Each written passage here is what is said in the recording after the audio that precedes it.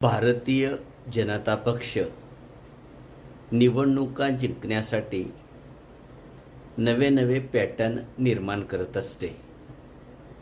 महाराष्ट्राच्या विधान परिषदेच्या निवडणुकीमध्ये भारतीय जनता पक्षाने एक नवा किंवा आगळा वेगळा पॅटर्न जो आहे तो आगळा वेगळा पॅटर्न हा त्यांनी विकसित केला आहे.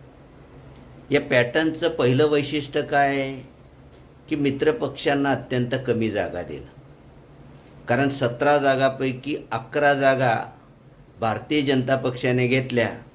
शिवसेनेच्या वाट्याला 5 जागा होत्या, 4च दिल्या. राष्ट्रवादीला फक्त 2 दिल्या. या पॅटर्नचं दुसरं वैशिष्ट्य काय आहे की जास्तीत जास्त उमेदवार बिनविरोध घडून आणणे. कारण महाराष्ट्राच्या विधान परिषद ज्या निवडणुका आहेत या विधान परिषद निवडणुकींमध्ये 17 पैकी 6 जागा या बिनविरोध झालेल्या आहेत. बिनविरोध झालेल्या जागांमध्ये राष्ट्रवादीच्या 2 जागा आहेत. रायगडची जागा आहे, अनिकेत तटकरे असतील. पुण्याची जागा आहे, विक्रम काकडे असेल. भाजपचे 2 बिनविरोध झाले, त्याच्यामध्ये अहिल्यानगरची जागा आहे, यवतमाळची जागा आहे. शिवसेनेचे 2 बिनविरोध झाले, म्हणजे 17 पैकी 6 जागा बिनविरोध झाल्या. आता फक्त 11 जागांची निवडणूक राहिलेली आहे. या ज्या 11 जागा आहेत या 11 जागांमध्ये देखील महाविकास आघाडी जी आहे त्यांचे अनेक ठिकाणी उमेदवार नाही.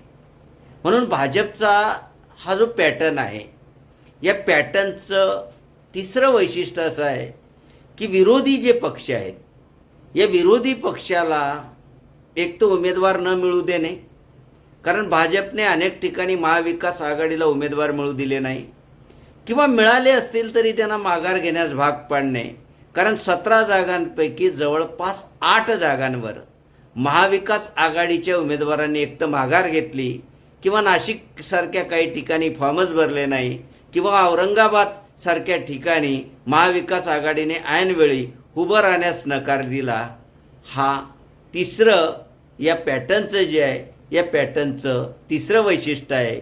आणि चौथं वैशिष्ट्य काय की विरोधी पक्षामधला एखादा पक्ष मॅनेज करणं.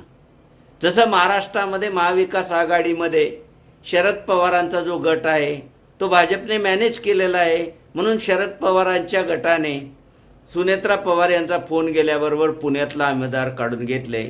तर या पद्धतीने निवडणुका जिंकण्याचा हा भारतीय जनता पक्षाचा एक नवा पॅटर्न आहे.